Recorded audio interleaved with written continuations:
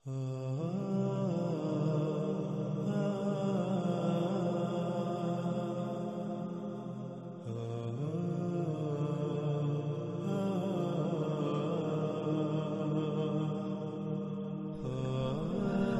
گزشتہ قسط میں یہ بات بالکل کھل کر واضح ہو چکی کہ جس آگ کا ذکر آج سے 14 صدیاں قبل محمد رسول اللہ علیہ السلام نے کیا تھا وہ آگ خام تیل ہے، اور جو کچھ اس کے بارے میں کہا تھا وہ آج پوری دنیا کے انسان ہوتا ہوا دیکھ رہے ہیں۔ اب آگے بڑھتے ہیں اور دیکھتے ہیں کہ محمد رسول اللہ علیہ السلام نے اس آگ کے بارے میں مزید کیا کہا تھا، مزید کیا رہنمائی کی تھی۔ تو اس وقت ناظرین سکرین پر آپ کو روایت نظر آ رہی ہے۔ رسول اللہ صلی اللہ علیہ وآلہ وسلم نے کہا، ویل ہے، یعنی دنیا و آخرت میں عربوں کے لیے ہلاکت ہے اس شر سے تحقیق جو قریب ہی آیا چاہتا ہے۔ فلاں پا گیا وہ جس نے اپنا ہاتھ اسے حاصل کرنے، اس میں سے کچھ بھی لینے سے روکے رکھا۔ ناظرین صراحت کے ساتھ یہ بات واضح ہو چکی کہ وہ شر جس کا ذکر محمد رسول اللہ علیہ السلام نے کیا تھا وہ یہی آگ تھی جسے آج خام تیل کہا جاتا ہے۔ اور اس روایت میں محمد رسول اللہ علیہ السلام نے واضح دو ٹوک الفاظ میں یہ بھی کہہ دیا کہ فلاں پا گیا وہ جس نے اپنا ہاتھ اس شر کو حاصل کرنے سے روکے رکھا۔ اور ناظرین ظاہر ہے جس نے اسے لے لیا وہ اللہ کے قانون میں فلاح کیسے پا سکتا ہے؟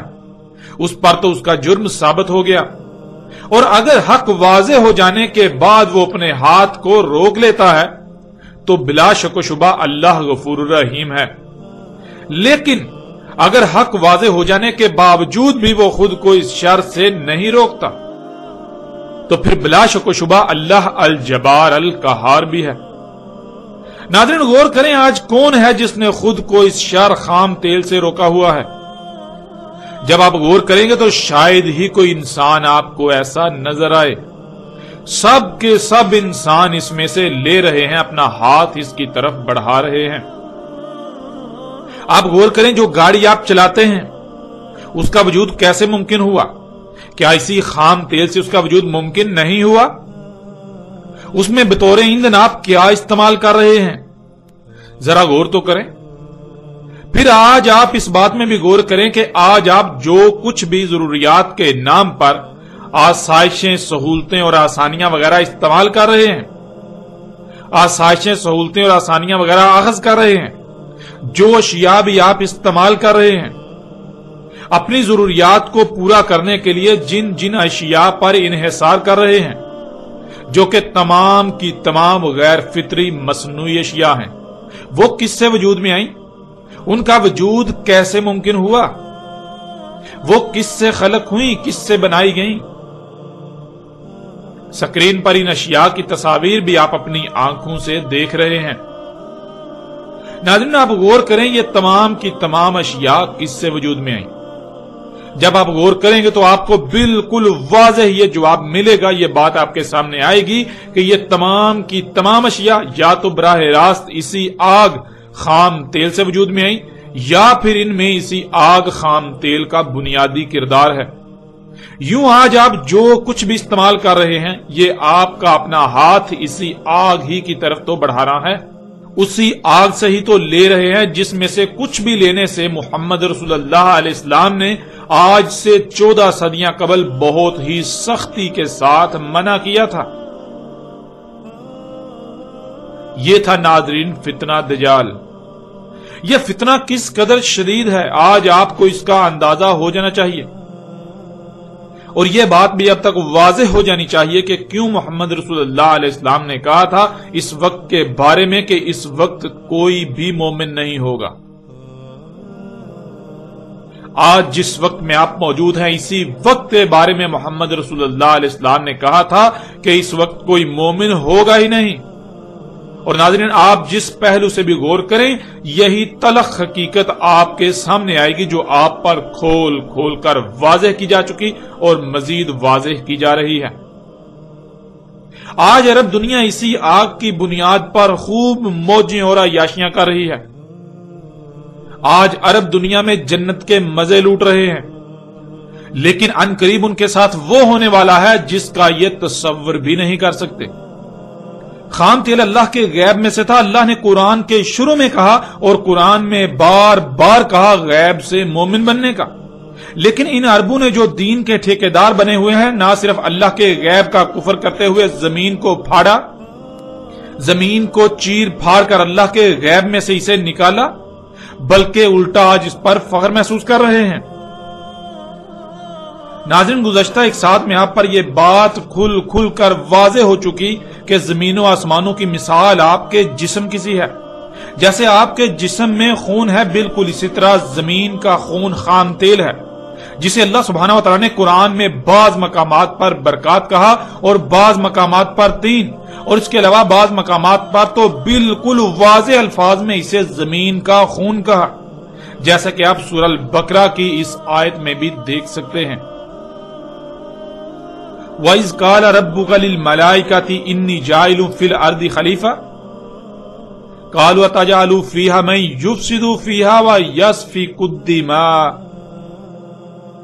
اور جب کہا تیرے رب نے ملائکہ کو، اس میں کچھ شک نہیں، میں تقرر کرنے جا رہا ہوں زمین میں نائب، یعنی زمین کا اختیار دینے لگا ہوں. تو ملائکہ نے جواب دیا، کیا تو اس کو نائب مقرر کرنے لگا ہے؟ یعنی زمین کا اختیار اس کو دینے والا ہے جو زمین میں تبدیلیاں کرے گا.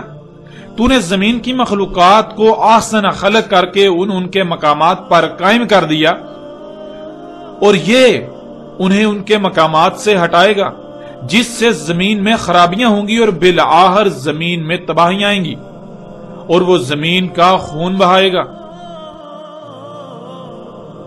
ناظرین، آپ آیت میں بالکل واضح طور پر لفظ دم دیکھ سکتے ہیں، جس کے معنی کسی شے میں مختلف عناصر کے مرکب سے وجود میں آنے والے رنگدار محلول کو کہا جاتا ہے.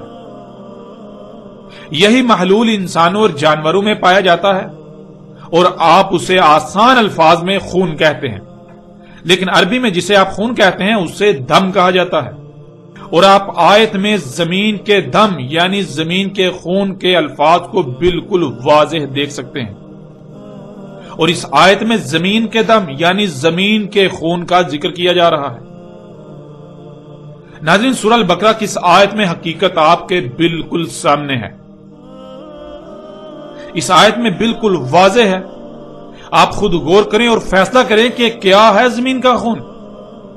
وہ کون سا مختلف عناصر کے مرکب سے وجود میں آنے والا رنگدار محلول ہے جو زمین میں پایا جاتا ہے، بالکل ایسے ہی جیسے آپ کے جسم میں خون پایا جاتا ہے.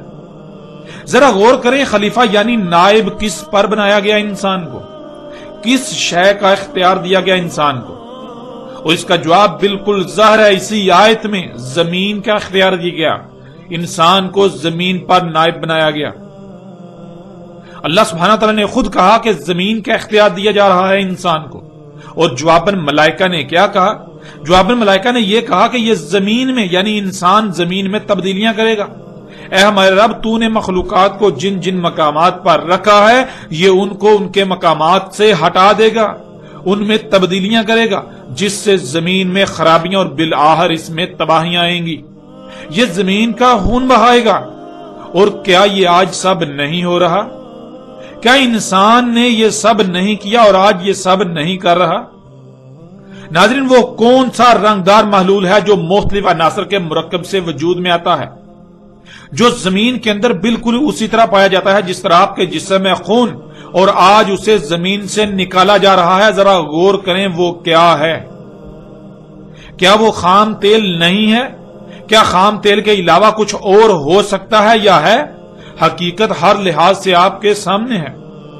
اور ان عربوں کو کس نے اختیار دیا زمین کا خون نکالنے کا؟ کیا انہیں اللہ نے یہ حکم دیا؟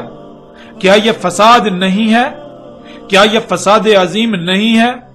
کیا یہ اللہ کی خلق میں تبدیلی نہیں ہے؟ قرآن میں بار بار اللہ سبحانہ وتعالیٰ نے اپنی خلق میں تبدیلی کرنے والوں کو بدترین مشرک قرار دیا، انہیں مفسدون فی الارض قرار دیا، انہیں اللہ کے مجرم قرار دیا. تو کیا زمین کو چیر پھاڑ کر زمین کا خون نکالنا جو کہ اللہ کے غیب میں سے تھا، یہ اللہ کی خلق میں تبدیلی نہیں ہے؟ کیا یہ فساد فی الارض نہیں ہے؟ کیا یہ شرک اکبر و شرک عظیم نہیں ہے؟ کیا ایسا کرنے والے اور ان کے معاونین اللہ کے قانون میں مومن ہو سکتے ہیں؟ وہ چاہے عرب ہوں یا عجم، کوئی بھی ہوں، جو ایسا کرنے والے ہیں وہ اللہ کے قانون میں مفسدون فی الارض ہیں، اور اگر وہ حق واضح ہو جانے کے باوجود اللہ سے رجوع نہیں کرتے، اس فساد کو ترک نہیں کرتے، تو وہ جان لیں خود کو مومن قرار دے کر تم لوگ اللہ کے عذاب سے نہیں بچ سکو گے۔ یہ دھوکہ تم اللہ کو نہیں بلکہ خود اپنے آپ کو ہی دے رہے ہو۔ ان قریب تمہارا انجام بھی آل فرعون کا سا ہونے والا ہے۔ اے آل سعود، تمہارا انجام آل فرعون کا سا ہونے والا ہے، اور اے وہ لوگوں جو یہ سب کر رہے ہو، تمہارا انجام قوم عاد و قوم سمود کا سا ہونے والا ہے۔ ناظرین، حقیقت ہر لحاظ سے آپ کے سامنے ہے۔ یہی وہ شر تھا جس سے عربوں کے لیے دنیا و آخرت میں ہلاکت تھی، اور وہی فلاح پائے گا جو اپنے ہاتھ کو اس شر کے حصول سے روکے رکھے گا۔ بلا شک و شبہ اس شر سے اپنے ہاتھ کو روکے رکھنے سے دنیا میں زندہ رہنا جہنم بن جائے گا، لیکن یہ فیصلہ آپ کو کرنا ہے کہ کیا دنیا میں اس چھوٹی موٹی آزمائشوں کا سامنا کر کے آخرت میں جہنم کے عذاب عظیم سے بچنا ہے، یا پھر آج دنیا میں اس شر کو حاصل کر کے جنت کے مزے لوٹ کر آخرت میں ہمیشہ کی ہلاکت کا سودا کرنا ہے۔ یہ فیصلہ آپ کے اپنے ہاتھ میں ہے، اور یہ فیصلہ آپ کو خود کرنا ہے۔ اور یہ بھی جان لیں ویسے بھی اب وقت بالکل ختم ہو چکا، جو موجیں آپ نے لوٹنی تھیں وہ موجیں آپ لوٹ چکے۔ اگر آج آپ اللہ سے رجوع کر لیتے ہیں تو دنیا و آخرت میں شدید خسارے سے بچا لیے جائیں گے، ورنہ عذاب عظیم تو آپ کے سر پر آ کھڑا ہے۔ اب ناظرین غور کریں، کیا آپ اس شر سے نہیں لے رہے، یا پھر آپ نے اپنے ہاتھ کو اس شر میں سے کچھ بھی لینے سے روکا ہوا ہے؟ حقیقت ہر لحاظ سے آپ کے سامنے ہے۔ آج آپ اپنے گریبان میں جھانکیں تو حقیقت آپ کو بالکل واضح کھلم کھلا نظر آ جائے گی۔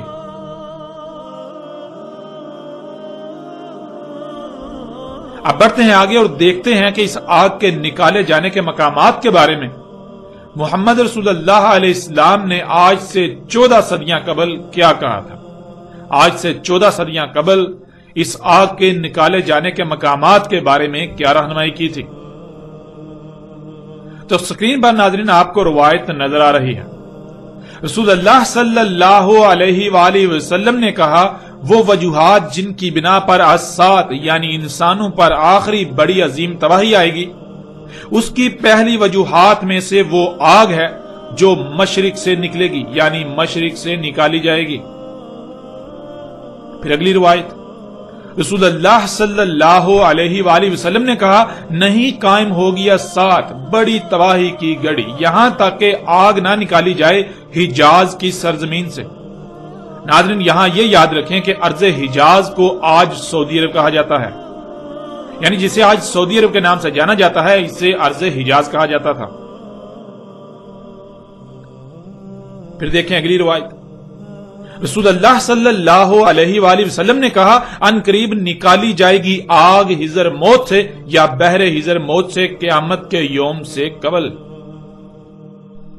رسول اللہ صلی اللہ علیہ وآلہ وسلم نے کہا، ان قریب آخری زمانے میں تم پر ہے نکالنا آگ کا حضر موت سے، یعنی ان قریب آخر الزمان، جب زمانے کا آخر ہونے والا ہوگا تم حضر موت سے آگ نکالو گے۔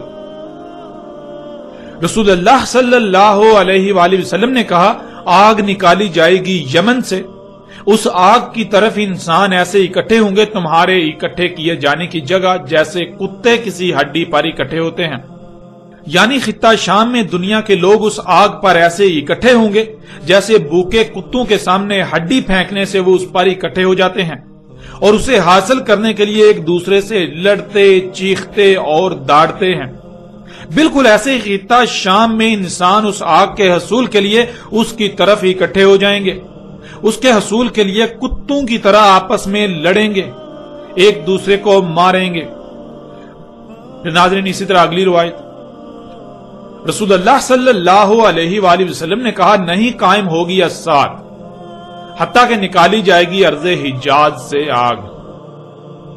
ہم پیچھے بھی یہ بات واضح کر چکے اور پھر اس کو واضح کر رہے ہیں کہ ارض حجاز اس خطے کو کہا جاتا تھا جسے آج سعودی عرب کے نام سے جانا پہچانا جاتا ہے، جسے آج سعودی عرب کہا جاتا ہے۔ یعنی رسول اللہ علیہ السلام نے کہا سعودی عرب سے وہ آگ نکالی جائے گی، سعودی عرب سے وہ آگ نکالو گے تم۔ اب ناظرین، ان روایات میں بالکل واضح الفاظ میں موجود ہے کہ رسول اللہ علیہ السلام نے آج سے 14 صدیاں قبل کہا کہ وہ آگ مشرق سے نکالی جائے گی۔ جب محمد رسول اللہ علیہ السلام نے یہ کہا تھا تب وہ یثرب میں موجود تھے۔ آج آپ دنیا کا نقشہ اٹھا کر دیکھیں تو یثرب کے مشرق میں نہ صرف نجد واقع ہے بلکہ اس وقت کا فارس اور موجودہ ایران بھی واقع ہے۔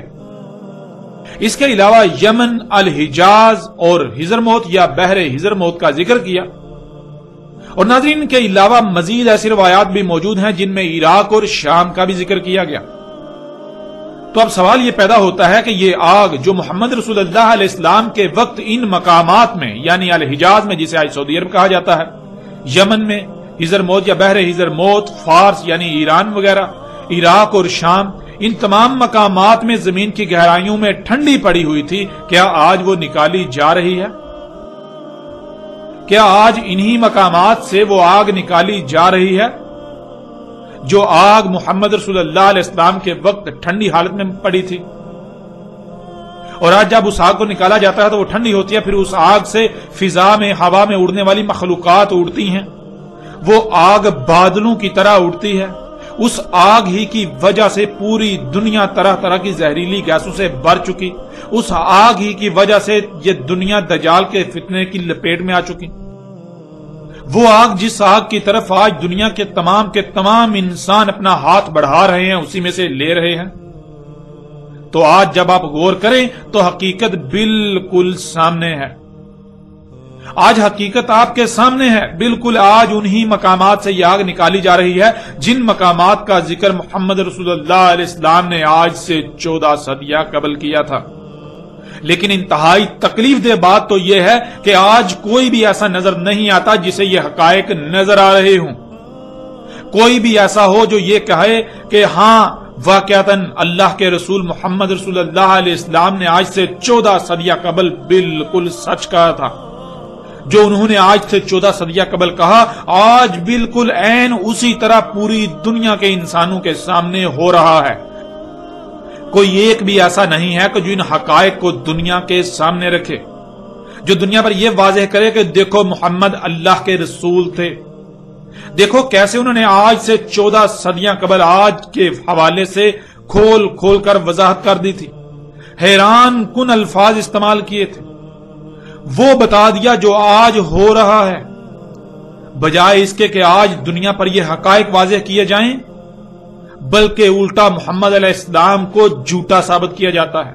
ایسی ایسی دیو مالائی کہانیاں محمد علیہ السلام سے منسوب کی جاتی ہیں جو محمد علیہ السلام کو الٹا جھوٹا ثابت کرتی ہیں، جو محمد علیہ السلام کو دنیا کی نظروں میں بدنام کرتی ہیں، دنیا کی نظروں میں گراتی ہیں۔ آج ایسی ایسی دیو مالائی کہانیاں دنیا کو سنائی جا رہی ہیں جن کا حقیقت سے کوئی تعلق ہی نہیں ہے، اور جو حقیقت ہے جو پوری دنیا کے سامنے ہے، آج ہر کوئی اس حقیقت سے اپنی آنکھیں چرا رہا ہے، اپنی آنکھیں بند کیے ہوئے ہے۔ وہ طبقہ جو دین کا ٹھیکیدار بنا ہوا ہے ان کی بھی آنکھیں بند ہو چکی ہیں، وہ بھی اندھے ہو چکے ہیں، ان کو بھی یہ حقائق نظر نہیں آ رہے۔ ایک طرف وہ کہتے ہیں کہ آج سے 14 صدیاں قبل محمد رسول اللہ علیہ السلام نے مستقبل کے حوالے سے ہر فتنے کا ذکر کر دیا تھا، ہر چھوٹے سے چھوٹے فتنے کا بھی ذکر کر دیا تھا۔ محمد علیہ السلام نے اپنی بعثت سے لے کر ساتھ کے قیامت تک تمام کے تمام فتنوں کا ذکر کر دیا تھا، خواہ وہ کوئی چھوٹے سے چھوٹا یا بڑے سے بڑا ہو۔ تو غور کریں، کیا آج جس وقت میں آپ رہ رہے ہیں کیا یہ محمد علیہ السلام کے وقت مستقبل نہیں تھا؟ کیا آج کا وقت اس وقت مستقبل نہیں تھا؟ اور کیا آج کے وقت میں محمد علیہ السلام نے کوئی رہنمائی نہیں کی تھی؟ اگر کی تھی تو کہاں گئی؟ آج جو کچھ دنیا میں ہو رہا ہے کیا اس کے بارے میں محمد علیہ السلام نے کچھ بھی نہیں کہا تھا؟ ذرا غور تو کریں۔ اے دین کے ٹھیکیداروں، اپنی آنکھیں کھولو اس سے پہلے کہ دیر ہو جائے، اس سے پہلے کہ وہ وقت آ جائے جب تمہارے پاس سوائے پچھتاوے کے اور کچھ نہ رہے۔ اب ناظرین اس بات کو بھی جان لیں کہ محمد رسول اللہ علیہ السلام نے اس آگ کے نکالے جانے کے بارے میں کیا کہا تھا۔ آج سے 14 صدیاں قبل محمد رسول اللہ علیہ السلام نے جو الفاظ استعمال کیے تھے حیران کن طور پر آج ایک ایک لفظ اس پر ایسے صادق آتا ہے جیسے آج کوئی اپنی آنکھوں سے دیکھ کر بتا رہا ہو۔ آگے بڑھتے ہیں اگلی روایات کی طرف اور دیکھتے ہیں ان میں رسول اللہ علیہ السلام نے اس آگ کے نکالے جانے کے حوالے سے مزید کیا رہنمائی کی کہ یہ آگ کس طرح زمین کی گہرائیوں سے اور کہاں سے نکالی جائے گی۔ ناظرین، اس وقت اسکرین پر آپ کو روایت نظر آ رہی ہے۔ سب سے پہلے ہم اس روایت میں استعمال ہونے والے الفاظ کو جان لیتے ہیں۔ ان میں پہلا لفظ ہے کار، جس کے معنی ہے سوراخ، غار، کھدائی کرنا، گہرائی میں جانا۔ بیڈ یعنی تہ، کسی بھی شے کا نیچے ترین حصہ، گہرا ترین مقام، نیچے ترین مقام، نچلی ترین سطح، پتھر یا پتھریلی تہ یا اس کے نیچے وغیرہ۔ اگلا لفظ ہے عدن، جس کے معنی ہے زمین کی گہرائی تک سوراخ کر کے کچھ نکالنا، جیسے لوہا، کوئلہ وغیرہ سمیت کچھ بھی نکالنا۔ کان، جیسے سونے کی کان، کوئلے کی کان یا زمین سے نکالے جانے والی کسی بھی شے کی کان، یعنی کان کنی کرنا۔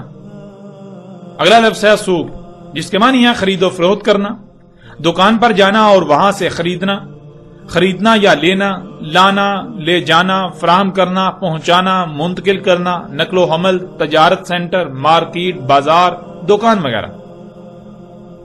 پھر اگلا لفظ ہے حشر، جس کے معنی ہے مجمع، بھیڑ، مجموعہ، رش، اجتماع وغیرہ۔ اب آتے ہیں روایت کی طرف۔ رسول اللہ صلی اللہ علیہ وآلہ وسلم نے کہا، آگ نکالی جائے گی زمین کی گہرائیوں میں چٹانی تہ سے زمین کو کھود کر، زمین کی گہرائیوں تک سوراخ کر کے، جیسے زمین کی گہرائیوں سے سوراخ کر کے کچھ نکالا جاتا ہے۔ لوگ اس آگ کی خرید و فروخت کریں گے، اس کی تجارت کریں گے، اس آگ کی دکانیں ہوں گی، اس آگ کی مارکیٹیں ہوں گی اور انسان ان کی طرف اکٹھے ہوں گے۔ یعنی جیسے خرید و فروخت کی خاطر بازاروں، مارکیٹوں یا دکانوں وغیرہ پر رش ہوتا ہے، اس طرح لوگ ان آگ کی تجارت گاہوں کی طرف، ان آگ کی دکانوں، مارکیٹوں کی طرف اکٹھے ہوں گے۔ اس آگ کے ذریعے سے نقل و حمل ہوگی، اس آگ کی تجارت ہوگی۔ ناظرین، اس روایت میں آپ محمد رسول اللہ علیہ السلام کے الفاظ کو سن کر چونکے ہوں گے کہ آج سے 14 صدیاں قبل جو محمد رسول اللہ علیہ السلام نے کہا تھا، آج بالکل عین اسی طرح اس آگ کو نکالا جا رہا ہے۔ آج بالکل عین اسی طرح اس آگ کو نکالا جا رہا ہے جو اس وقت مذکورہ مقامات میں زمین کی گہرائیوں میں ٹھنڈی حالت میں پڑی تھی۔ یعنی ارض حجاز، سعودی عرب کی سرزمین، نجد کی سرزمین، عراق، ایران، شام، حضر موت، ان سرزمینوں میں زمین کی گہرائیوں میں چٹانی تہ کے اندر ٹھنڈی حالت میں پڑی تھی، اور آج وہاں سے انہی مقامات سے زمین کو پھاڑ کر، زمین کو کھود کر اس میں گہرائیوں تک سوراخ کر کے اس کے اندر، زمین کے اندر چٹانی تہ کو پھاڑ کر اس میں سے آگ کو نکالا جا رہا ہے۔ آج جسے آپ خام تیل کہتے ہیں، یہ وہی آگ ہے، اور یہ آگ خام تیل زمین کو پھاڑ کر اس میں اس کی گہرائیوں تک سوراخ کر کے اسی تہ سے نکالا جاتا ہے جو چٹانی تہ ہے۔ گزشتہ ایک ساتھ میں دجال کے موضوع پر بات کرتے ہوئے ہم نے ان روایات کو بھی سامنے رکھا تھا جن میں محمد رسول اللہ علیہ السلام نے کہا تھا کہ زمین کی اس چٹانی تہ کو ایسے پھاڑا جائے گا جیسے کھجور کی شاخیں ہوتی ہیں، جیسے کھجور کی شاخ ہوتی ہے۔ تو غور کریں، کیا عین اسی طرح آج اس آگ کو نہیں نکالا جا رہا؟ ناظرین، غور کریں کہ وہ کون سی آگ ہو سکتی ہے جو نہ صرف آج سے 14 صدیاں قبل بھی موجود تھی اور آج بھی موجود ہے۔ کیا خام تیل کے علاوہ کوئی دوسری آگ آپ کو نظر آ رہی ہے؟ پھر وہ آگ محمد رسول اللہ علیہ السلام کے وقت ٹھنڈی حالت میں پڑی تھی اور آج اسے وہیں سے نکالا جا رہا ہے۔ نکالنے کے بعد وہ ٹھنڈی حالت سے بدل کر اپنی اصل حالت آگ میں بدل رہی ہے کہ واقعتاً یہ جو ٹھنڈی شے ہے یہ تو آگ ہے، یہ اصل میں آگ ہے جو ٹھنڈی حالت میں موجود تھی اور زمین کی گہرائیوں میں موجود ہے۔ کیا یہ وہی آگ نہیں جسے آج خام تیل کا نام دیا جاتا ہے؟ حقیقت ہر لحاظ سے آپ کے سامنے ہے۔ پھر ناظرین، کیا یہ آگ زمین کو پھاڑ کر اس میں گہرائیوں تک سوراخ کر کے چٹانی تہ کو کھجور کی شاخوں کی طرح پھاڑ کر نہیں نکالا جا رہا؟ آج اس حقیقت کو بھی آپ اپنی آنکھوں سے دیکھ رہے ہیں۔ स्क्रीन पर आप अपनी आंखों से उन तस्वीर को भी देख रहे हैं जो तस्वीर इस आग के निकाले जाने वाले हकायक को वाज़ेह कर रही हैं, इस आग के निकाले जाने वाले अवामल की मंजर कशी कर रही हैं। आज आप इस हकीकत को कैसे जुटला सकते हैं? ये वो हक है जो कि आपकी आंखों के सामने है। ये वो हक है जिसका रद्द दुनिया की कोई ताकत नहीं कर सकती। ये वो देवमालाई किस्से कहानियां नहीं है जो 14 सदियों से आज तक सुनाई जा रही हैं। वो कहानियां जिनका आज तक एक लफ्ज भी सच्चा साबित ना हो सका, जिन्हें आज तक मोहम्मद अलैहिस्सलाम से मंसूब किया जाता रहा। अपने मनपसंद तराजम व तफासिर, अपने अकायद और नजरियात को तराजम व तफासिर की सूरत में पेश करके, अपने अकायद और नजरियात को तराजम व तफासिर की सूरत में पेश करके उन कहानियों को मोहम्मद अलैहिस्सलाम से मंसूब किया जाता रहा। ये वो कहानियां बयान नहीं की जा रही, बल्कि ये तो अटल हकीकत है जो आज पूरी दुनिया के सामने है, जिसका रद्द दुनिया की कोई ताकत नहीं कर सकती। ये वो कहानियां नहीं हैं, ये वो देवमालाई कहानियां नहीं सुनाई जा रही जो आज तक पूरी उम्मत को, पूरी दुनिया के इंसानों को इस्लाम के नाम पर सुनाई जाती रही, जिन्हें मोहम्मद अलैहिस्सलाम से मंसूब किया जाता रहा। वो कहानियां कि जिनका आज तक एक लफ्ज भी सच्चा साबित ना हो सका और ना ही इस कायनात के कवानीन उन कहानियों को तस्लीम करते हैं। हम आपको मुस्तकबिल से मंसूब करके ऐसी कहानियां सुनाकर दाद वसूल नहीं कर रहे कि आज दूसरों से बढ़कर मसाले और तड़के लगाकर देवमालाई कहानियां बनाकर दाद बटोर लो। कल मुस्तकबिल किसने देखा है? इसलिए कौन तुम्हें गलत कहेगा? ना ऐसा वक्त आना है जब ये कहानियां पूरी होनी है और ना ही तुम्हारा पोल कभी खुलेगा। हम ऐसा नहीं कर रहे, बल्कि हम तो हक खोल खोल कर आपकी आंखों के सामने रख रहे हैं। अब फैसला आपके अपने हाथ में है। आया आप इस हक को तस्लीम करते हैं या फिर आप अल्लाह के कानून में अंधे होने का सबूत देते हैं, अल्लाह के कानून में शर्त दुआब होने का सबूत देते हैं, अल्लाह के कानून में अमवात और कब्रों में होने का सबूत देते हैं। यह फैसला आपके अपने हाथ में है, यह फैसला आपके अपने इख्तियार में है। बढ़ते हैं नाज़रीन अगली रिवायत की तरफ। स्क्रीन पर नजर आने वाली रिवायत में जो अल्फाज इस्तेमाल हुए हैं, इनमें से कुछ अल्फाज ऐसे हैं कि जिनकी वजाहत गुज़श्ता रिवायत में हो चुकी। बाकी अल्फाज में से एक लफ्ज ऐसा है जिसकी वजाहत बहुत जरूरी है, और वो है लफ्ज रहल, जिसके मानी है एक जगह से दूसरी जगह जाना, सफर करना, घूमना फिरना, आवारागर्दी करना, भटकना, हिजरत करना वगैरह। और रहल के शुरू में ते के इस्तेमाल से यह लफ्ज तरहल बन जाएगा, जिसके मानी है वो आग वजह बनेगी या उस आग से सफर किया जाएगा, हिजरत की जाएगी, एक जगह से दूसरी जगह मुंतकिल हुआ जाएगा, उस आग की वजह से या उससे घुमा फिरा जाएगा, आवारागर्दी की जाएगी, भटका जाएगा। रसूलुल्लाह सल्लल्लाहु अलैहि वसल्लम ने कहा, आग निकाली जाएगी जमीन की गहराइयों में, चट्टानी तह से जमीन को खोद कर, जमीन की गहराइयों तक सुराख करके, जैसे जमीन की गहराइयों से सुराख करके कुछ निकाला जाता है। लोग उस आग से सफर करेंगे, एक जगह से दूसरी जगह जाएंगे, हिजरत करेंगे, आवारागर्दी करेंगे, भटकेंगे वगैरह वगैरह। अब नाज़रीन इस बात में गौर करेंगे कि आज ऐसा नहीं हो रहा। क्या आज ये आग सफर करने, एक जगह से दूसरी जगह मुंतकिल होने, हिजरत करने वगैरह का जरिया नहीं बन रही? आज दुनिया में सारे का सारा ट्रांसपोर्ट निजाम इसी आग की बदौलत नहीं चल रहा। लोग जिन गाड़ियों में बैठकर सफर करते हैं, आवारागर्दी करते हैं, तो वो गाड़ियां इसी आग यानी खाम तेल से नहीं चलती? क्या इसी आग ही से लंबे लंबे सफर नहीं किए जा रहे?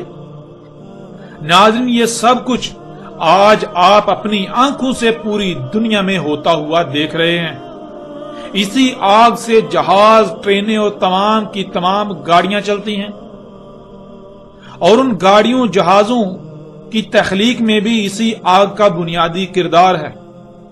यूं ये हकीकत भी आज आपके सामने है।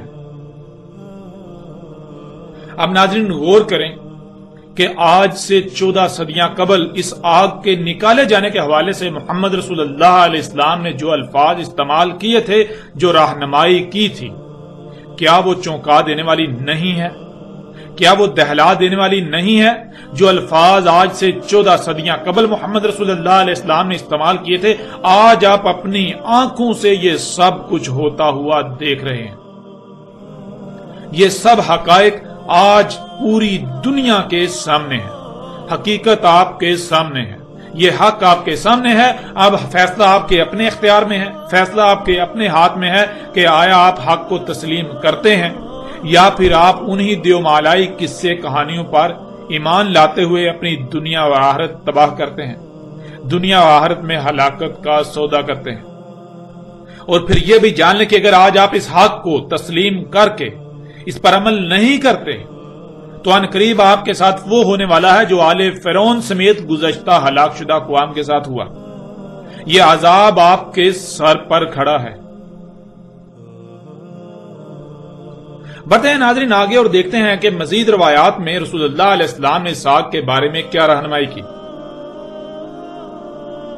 اس وقت سکرین پر آپ کو روایت نظر آ رہی ہے۔ سب سے پہلے اس روایت میں استعمال ہونے والے الفاظ کو جان لیتے ہیں۔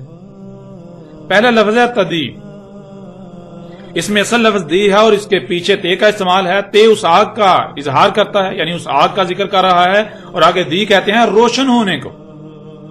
تدی کے معنی بنتے ہیں اس آگ سے روشن ہونا، اس آگ سے روشنی ہونا۔ اگلا لفظ ہے اناق، جو کہ جمع کا صیغہ ہے اور اس کا واحد ہے انک، اور انک کہتے ہیں ایسی شے کو جو شروع سے تنگ ہو، جیسے جیسے آگے بڑھے تو کھلتی جائے، یعنی پھیلتی جائے۔ جیسے کوئی بوتل ہوتی ہے جس کا اگلا حصہ جو ہے وہ سکڑا ہوا ہوتا ہے اور جیسے سے آگے بڑھے تو وہ کھلتی پھیلتی جاتی ہے، یا جیسے سراہی ہوتی ہے۔ یہی خصوصیت بہت سے جانداروں اور انسان کے جسم کے ایک عضو میں پائی جاتی ہے جسے گردن کہتے ہیں۔ اگلا لفظ ہے ابل۔ ابل کہتے ہیں ایسی سواریوں کو جو وزن اٹھا کر مشکل رستوں جیسے صحراؤں وغیرہ میں لمبے فاصلے طے کرنے کی صلاحیت رکھتی ہوں۔ رسول اللہ صلی اللہ علیہ وآلہ وسلم کے وقت ایسی تمام صفات صرف اونٹوں میں پائی جاتی تھیں، اس لیے اونٹوں کو اس وقت ابل کہا جاتا تھا۔ ویسے اونٹ کو عربی میں جمل کہتے ہیں۔ اگلا لفظ ہے بصرہ، جس کے معنی ہے دیکھنے کی صلاحیت۔ بصر کہتے ہیں دیکھنے کی صلاحیت کو، دیکھنے کو۔ رسول اللہ صلی اللہ علیہ وآلہ وسلم نے کہا نہیں قائم ہوگی ساتھ حتیٰ کہ نکالی جائے گی آگ ارض حجاز سے، حجاز کی زمین سے۔ اس آگ سے روشن ہوں گی اناق الابل، یعنی بوجھ اٹھا کر لمبے فاصلے طے کرنے والی سواریاں روشن کریں گی کہ وہ روشنی جس مقام سے پیدا ہوگی وہاں سے سکڑی ہوگی، لیکن جیسے جیسے آگے بڑھے گی تو پھیلتی جائے گی جیسے سراہی ہوتی ہے۔ دیکھنے سے، یعنی اس روشنی سے دیکھنے کی صلاحیت پیدا ہوگی۔ ناظرین آج آپ دیکھ سکتے ہیں کہ ایسی سواریاں وہ ٹرک وغیرہ ہیں جو راتوں کو سفر کرتے ہیں۔ اسی آگ سے وہ رستوں کو سراہی کی طرح روشن کر دیتے ہیں اور دیکھنے کی صلاحیت بڑھ جاتی ہے۔ اس روشنی میں ایسے دیکھا جاتا ہے جیسے دن کی روشنی میں دیکھا جاتا ہے۔ اس کے علاوہ آج موجودہ تمام کی تمام سواریوں میں یہ سب خصوصیات موجود ہیں۔ اور ناظرین بالکل ایسی ہی ایک روایت مستدرک الحاکم میں بھی ہے جس میں یہ الفاظ زائد ہیں۔ رسول اللہ صلی اللہ علیہ وآلہ وسلم نے کہا دیکھیں گے اس کی روشنی میں جیسے دن کی روشنی میں دیکھتے ہیں۔ اب ناظرین سوال یہ پیدا ہوتا ہے کہ کیا یہ سواریاں رات کو بالکل ایسے ہی رستوں کو روشن نہیں کر دیتی جیسے سراہی ہوتی ہے؟ جہاں سے یہ روشنی پھوٹتی ہے وہ جگہ چھوٹی سی ہوتی ہے، جیسے جیسے روشنی آگے بڑھتی ہے تو وہ سراہی کی طرح پھیلتی جاتی ہے، اور پھر اس روشنی میں بالکل ایسے دیکھا جاتا ہے جیسے دن کی روشنی میں دیکھا جاتا ہے۔ اور اس کی بنیاد وہی آگ خام تیل ہے۔ یہ حقیقت بھی آج آپ کے سامنے ہے۔ پھر اس طرح بڑھتے ہیں آگے اور دیکھتے ہیں کہ محمد رسول اللہ علیہ السلام نے اسحاق کے حوالے سے مزید کیا رہنمائی کی۔ رسول اللہ صلی اللہ علیہ وآلہ وسلم نے کہا جو پہلی اشراط الساعۃ ہیں، یعنی جن وجوہات کی بنا پر الساعۃ آئے گی، اس کی پہلی وجوہات میں سے پس آگ ہے جو نکالی جائے گی مشرق سے۔ پس وہ آگ انسانوں کو مغرب کی طرف اکٹھا کرے گی، یعنی اس آگ کی وجہ سے دنیا کے لوگ مغرب کی طرف ہجرت کریں گے۔ ناظرین گزشتہ کئی دہائیوں سے آپ یہ سلسلہ بھی اپنی آنکھوں سے دیکھ رہے ہیں۔ پوری دنیا سے بالخصوص مشرقی ممالک جن میں اکثریت ان کی ہے جو خود کو مسلمان کہتے ہیں، ان ممالک کے لاکھوں نہیں بلکہ کروڑوں کی تعداد میں لوگ مغربی ممالک میں جا کر بس رہے ہیں، وہاں اکٹھے ہو رہے ہیں۔ پوری دنیا کے لوگ مغرب میں اکٹھے ہو رہے ہیں، اور یہ اسی آگ کے نکلنے کے بعد اسی آگ ہی کی وجہ سے ہوا اور ہو رہا ہے۔ اسی آگ کی وجہ سے مغربی ممالک دنیا میں سہولتوں، آسائشوں، ایجادات کے نام پر بظاہر جنت کا منظر پیش کرنے لگے، جس کو دیکھتے ہوئے دنیا میں لاکھوں نہیں بلکہ کروڑوں انسانوں نے ان مغربی ممالک کا رخ کیا، اور آج بھی یہ سلسلہ جاری ہے۔ اور پھر یہی آگ آج پوری دنیا کی قوتوں کو شام میں اکٹھا کر رہی ہے۔ پوری دنیا کی تمام قوتوں میں سے ہر ایک کی یہی خواہش ہے کہ یہ آگ یعنی خام تیل پر اسی کا قبضہ ہو، جس کی خاطر اقوام عالم ایک دوسرے کے خلاف در پردہ جنگوں میں مصروف ہیں، شام میں اکٹھے ہو چکی ہیں، اور اس آگ و بارود کی بارش کی وجہ سے ہی شام و عراق اور یمن وغیرہ سمیت لاکھوں نہیں بلکہ کروڑوں لوگ مغرب کا رخ کیے ہوئے ہیں، کیونکہ مغرب انہیں جنت نظر آتی ہے جہاں وہ بہتر اور سہولتوں، آسائشوں اور آسانیوں سے مزین زندگی گزار سکیں۔ اسی آگ کے نکالے جانے کے بعد مغربی دنیا میں صنعتی انقلاب کے نام پر کالجوں اور یونیورسٹیوں کا سیلاب امڈ آیا، جن میں تعلیم کے نام پر پوری دنیا سے لوگ مغرب میں اکٹھے ہو رہے ہیں۔ یوں یہ تمام تر حقائق آج آپ کے سامنے ہیں۔ بڑھتے ہیں ناظرین آگے اور دیکھتے ہیں کہ مزید رسول اللہ علیہ السلام نے اس آگ کے بارے میں کیا رہنمائی کی۔ اس وقت سکرین پر آپ کو روایت نظر آ رہی ہے۔ رسول اللہ صلی اللہ علیہ وآلہ وسلم نے کہا، نکال لے جاؤ اپنے اہل و عیال کو، پس اس میں کچھ شک نہیں کہ ان قریب اس سے آگ نکلے گی، اس سے آگ نکالی جائے گی۔ ناظرین محمد رسول اللہ علیہ السلام نے جب یہ الفاظ کہے تھے وہ اس وقت یثرب میں موجود تھے، یعنی سرزمین حجاز میں موجود تھے، اور کہا تھا کہ اپنے اہل و عیال کے ساتھ اس سرزمین حجاز سے نکل جانا۔ اس سرزمین سے وہ آگ نکالی جائے گی جو آج یعنی اس وقت زمین کی گہرائیوں میں ٹھنڈی حالت میں پڑی ہوئی ہے، تو اس آگ کے نکلنے سے پہلے ہی اس سرزمین کو چھوڑ دینا، یہاں سے اپنے اہل و عیال کے ساتھ نکل جانا، سرزمین حجاز کو ترک کر دینا۔ یہی بات رسول اللہ علیہ السلام نے مزید کئی مواقع پر بھی کہی، جیسا کہ آپ سکرین پر مزید روایات کو دیکھ سکتے ہیں۔ رسول اللہ صلی اللہ علیہ وآلہ وسلم نے کہا، نکال کر لے جاؤ اپنے اہل و عیال کو اس سے، یعنی قید سیلاب سے، پس اس میں کچھ شک نہیں کہ وہ سیلاب جو قید ہے وہ آگ ہے جو اس سے نکلے گی۔ اس روایت میں رسول اللہ علیہ السلام نے بالکل واضح اور دو ٹوک الفاظ میں یہ حکم دیا تھا، یہ کہا تھا کہ تم ایسا کرنا کہ اس سرزمین حجاز سے نکل جانا۔ کیوں؟ کیونکہ یہاں ایک سیلاب قید ہے، اس سے پہلے کہ وہ سیلاب نکلے تم اپنے اہل و عیال کو یہاں سے نکال کر لے جانا، سرزمین حجاز کو چھوڑ دینا، اس سرزمین کو چھوڑ دینا۔ اور وہ سیلاب کیا ہے؟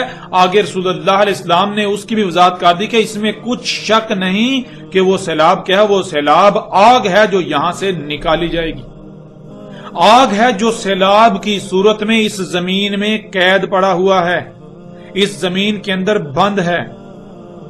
جب یہ آگ نکالی جائے گی تو اس وقت کے مومنوں کو رسول اللہ علیہ السلام نے یہی حکم دیا تھا کہ ہر حال میں اپنے اہل و عیال سمیت اس سرزمین سے نکل جانا۔ رسول اللہ صلی اللہ علیہ وآلہ وسلم یہ کہہ رہے ہیں کہ اس سے نکال لو اپنے اہل و عیال کو، یعنی حجاز کی سرزمین سے نکال لو اپنے اہل و عیال کو، کیونکہ یہاں ایک سیلاب قید ہے، ایک سیلاب بند ہے، اور وہ سیلاب آگ ہے جو نکالی جائے گی، جو نکلے گی، جو آج ٹھنڈی حالت میں پڑی ہے۔ اس آگ کے نکلنے سے پہلے ہی یہاں سے نکل جانا۔ لیکن ناظرین آج کہا جاتا ہے کہ روئے زمین پر مدینہ صرف ایک ہی بستی ہے، اور وہ حجاز میں یثرب نامی بستی۔ ہر کوئی خود کو مومن کہلوانے والا دن رات وہاں جانے اور وہاں بسنے کے خواب دیکھتا ہے، اس کے باوجود کہ آج اس آگ کا سیلاب نکل رہا ہے جس کے نکلنے سے پہلے رسول اللہ علیہ السلام نے کہا تھا وہاں سے اپنے اہل و عیال سمیت نکل جانا۔ ایک طرف تو محمد علیہ السلام سے حب کے دعوے کرتے ہیں اور دوسری طرف ہر وہ کام کرتے ہیں جس سے محمد رسول اللہ علیہ السلام نے بہت ہی سختی سے روکا تھا، جس سے وہ نفرت و کراہت کا اظہار کرتے تھے۔ تو ناظرین، اپنے گریبان میں جھانکیں، ذرا غور کریں کہ یہ کیسی محبت ہے، یہ کیسی محبت ہے آپ کی محمد رسول اللہ علیہ السلام سے۔ ایسے تمام کے تمام لوگ یہ جان لیں کہ محمد رسول اللہ علیہ السلام سے محبت کے دعوے تو کرتے ہو، لیکن حقیقت یہ ہے کہ تم اس نعرے کی آڑ میں اپنی خواہشات کی اتباع کر رہے ہو۔ یہاں وہ لوگ بھی اپنے گریبان میں جھانکیں جن کی مساجد کی تعمیر سے لے کر ان کے گھروں کے سامان کے اخراجات تک انہی عرب ممالک سے آتے ہیں، جن کا نان نفقہ عربوں کے ساتھ جڑا ہوا ہے، ان عربوں کے ساتھ جو آج اللہ کے غیب سے کفر کر رہے ہیں، جو اللہ کی آیات کی تکذیب کر رہے ہیں، دن رات فساد عظیم بپا کر رہے ہیں، اور ان کو اپنے لیے اسوہ حسنہ سمجھنے والے جو دن رات عربوں کے گن گاتے ہیں، جو عربوں سے اتنے متاثر ہیں کہ اسلام صرف عربوں میں ہی انہیں نظر آتا ہے، جو عربوں کے خلاف بات کو اللہ کی ذات میں گستاخی سمجھتے ہیں، وہ طبقہ خود سے بڑھ کر کسی کو مومن و موحد نہیں سمجھتا۔ ذرا اپنے گریبان میں جھانکیں۔ آپ سے سوال ہے کہ کسی کے قتل کی اجرت سے مساجد تعمیر کی جا سکتی ہیں؟ شراب بیچ کر مساجد و چندے دیے جا سکتے ہیں؟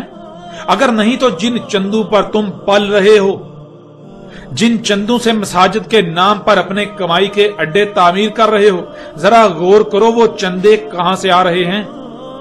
وہ اسی آگ کی کمائی ہے جو اللہ کے غیب سے تھی۔ اس آگ کو نکالا اور پوری دنیا کو فساد زدہ کر دیا۔ یہ چندے فساد فی الارض کی کمائی ہیں، یہ چندے اللہ سے دشمنی کی اجرت ہیں۔ کیا یہ سب جائز ہو گیا؟ کیا یہ سب محض تمہیں چندے دینے کی وجہ سے جائز و حلال ہو گیا؟ جن کا تم دم بتے ہو، کیا بذات خود محمد رسول اللہ علیہ السلام نے یہ نہیں کہا تھا کہ اپنے ہاتھ کو اس آگ سے کچھ لینے سے روکے رکھنا، اس آگ سے بالکل کچھ نہ لینا؟ تو آج تم کیوں عربوں کے سامنے اسی آگ سے چندے لینے کے لیے اپنے ہاتھ پھیلائے ہوئے ہو؟ نہ صرف اپنے ہاتھ پھیلائے ہوئے ہو بلکہ دن رات ایک کیا ہوا ہے، اور تمہارا کردار بالکل ایسا ہو چکا ہے کہ جیسے کسی نے اپنے مفادات کی تکمیل کے لیے کتوں کو پالا ہوا ہوتا ہے، وہ ان کتوں سے کام لینے کے لیے وقتاً فوقتاً ہڈی پھینکتا رہتا ہے۔ اپنے گریبان میں جھانکو اس سے پہلے کہ وقت ختم ہو جائے۔ خود کو بہت بڑا مومن موحد کہتے ہو، یہ جان لو دنیا کے سب سے بدترین منافق و مشرک ہو تم لوگ اللہ کے قانون میں مشرک و منافق ہو۔ آج اگر تم نے اپنی آنکھیں نہیں کھولی تو جان لو ان قریب دنیا میں تمہارا بھی انجام انہی عربوں کے ساتھ ہی ہونے والا ہے، اور آخرت میں بھی انہی کے ساتھ تمہیں اٹھایا جائے گا، انہی کے ساتھ تمہارا حساب ہوگا، تم ان کے جرائم کے برابر کے حصے دار ہو۔ آج یہ عرب اور آل سعود اسی عذاب کا شکار ہونے والے ہیں جس عذاب کا شکار آل فرعون ہوئے تھے، اور جو لوگ ان عربوں کے جرائم میں برابر کے حصے دار ہیں ان کا انجام بھی بالکل ویسا ہی انہی کے ساتھ ہونے والا ہے۔ ناظرین، محمد رسول اللہ علیہ السلام نے کہا تھا کہ آخر میں، یعنی جب سات کی تمام علامات و اشراط کا ظہور ہو چکا ہوگا، تو سب سے آخر میں اس آگ کی طرف انسان ایسے اکٹھے ہوں گے جیسے بھوکے کتے ہڈی پر اکٹھے ہوتے ہیں، جو ہڈی کے حصول کے لیے آپس میں لڑتے ہیں، ایک دوسرے کو چیرتے پھاڑتے چیختے چلاتے اور دھاڑتے ہیں، جیسا کہ آپ کو سکرین پر روایت نظر آ رہی ہے۔ رسول اللہ صلی اللہ علیہ وآلہ وسلم نے کہا، آگ نکالی جائے گی یمن سے، اس آگ کی طرف انسان ایسے اکٹھے ہوں گے تمہارے اکٹھے کیے جانے کی جگہ یعنی شام، جیسے کتے کسی ہڈی پر اکٹھے ہوتے ہیں۔ یعنی خطہ شام میں دنیا کے لوگ اس آگ پر ایسے اکٹھے ہوں گے جیسے بھوکے کتوں کے سامنے ہڈی پھینکنے سے وہ اس پر اکٹھے ہوتے ہیں، اور وہ اسے حاصل کرنے کے لیے ایک دوسرے سے لڑتے کاٹتے چیرتے پھاڑتے چیختے چلاتے اور داڑتے ہیں۔ بالکل ایسے ہی خطہ شام میں انسان اس آگ کے حصول کے لیے اس کی طرف اکٹھے ہو جائیں گے اور اس کے حصول کے لیے کتوں کی طرح آپس میں لڑیں گے، ایک دوسرے کو ماریں گے۔ ناظرین، یہ بات تو ہر لحاظ سے آپ پر کھل کھل کر واضح ہو چکی کہ وہ آگ کب کی نکل چکی، جو کہ خام تیل ہے، اور آج یہ سب آپ اپنی آنکھوں سے دیکھ رہے ہیں۔ اور آج آپ یہ بھی دیکھ رہے ہیں کہ اقوام عالم اسی آگ کے حصول کے لیے خطہ شام میں اکٹھی ہو چکی ہیں، اور اقوام عالم کے لیے اس آگ کی اہمیت و حیثیت بھوکے کتوں کے درمیان ہڈی کسی ہے، اور ان لوگوں کی مثال ان بھوکے کتوں کسی ہے جو کتوں کی طرح آپس میں لڑ رہے ہیں۔ یہ حقائق بھی آج آپ اپنی آنکھوں سے دیکھ رہے ہیں۔ جب یہ بھی ہو چکا تو پیچھے کیا رہ گیا؟ اے دنیا کے انسانوں، جان لو وقت بالکل ختم ہو چکا۔ اپنی آنکھیں کھول لو اس سے پہلے کہ عذاب عظیم کو اپنی آنکھوں سے دیکھ کر اس حق کو تسلیم کرو۔ جان لو تب تم مانو گے، لیکن تب ماننا کوئی نفع نہیں دے گا۔ آج تمہیں یہ حقائق بہت تلخ لگ رہے ہوں گے، لیکن جان لو اس سے حق بدلنے والا نہیں ہے۔ اے وہ لوگوں جو دین کے ٹھیکیدار بنے ہوئے ہیں، جان لو آج تم پر سب سے بڑی ذمہ داری عائد ہوتی ہے، کیونکہ اکثریت آنکھیں بند کر کے تمہارے پیچھے چل رہی ہے۔ ان کی دنیا و آخرت کا دار و مدار تم پر ہے۔ اگر تم حق کو تسلیم کرتے ہو، حق کی تصدیق کرتے ہو، تو تمہارے پیچھے چلنے والے دنیا و آخرت میں ہلاکت سے بچ جائیں گے۔ اور اگر تم لوگوں نے حق کو اپنی آنکھوں سے دیکھنے اور بالکل کھل جانے کے بعد بھی حق سے اعراض کیا، حق کی تصدیق نہ کی، تو تم اللہ کے بہت بڑے مجرم ہوگے۔ عذاب عظیم تمہارے سر پر آ چکا۔ جان لو کل کو تم یہ نہیں کہہ سکو گے کہ تمہیں متنبہ نہیں کیا گیا تھا، تمہیں عذاب دیے جانے سے پہلے متنبہ نہیں کیا گیا تھا، یہ تم نہیں کہہ سکو گے۔ آج تمہیں کھول کھول کر متنبہ کیا جا رہا ہے۔ اللہ سے رجوع کرو، حق کی نصرت کرو اس سے پہلے کہ وقت ختم ہو جائے، اور جان لو بلا شک و شبہ وقت ختم ہو چکا۔ عذاب تمہارے سروں پر منڈلا رہا ہے۔ صرف اتنا ہی وقت تمہارے پاس ہے جب تک کہ ہر لحاظ سے، ہر پہلو سے کھول کھول کر متنبہ نہیں کر دیا جاتا، اور یہ سلسلہ بھی بہت جلد مکمل ہونے کو ہے۔ ناظرین، اسی آگ کو جہاں نہ صرف محمد رسول اللہ علیہ السلام نے کھول کھول کر واضح کر دیا تھا، اس کے بارے میں رہنمائی میں کوئی کسر نہیں چھوڑی تھی، تو وہیں اس آگ کو ایک اور مختلف پہلو سے بھی واضح کر دیا۔ اسی آگ کو محمد رسول اللہ علیہ السلام نے فرات سے ظاہر ہونے والا غیر معمولی مقدار میں ظہور کے وقت ایسا قیمتی ترین خزانہ قرار دیا کہ جس کے سامنے باقی تمام کی تمام قیمتی سے قیمتی اشیاء کی چمک دمک مان پڑ جائے گی۔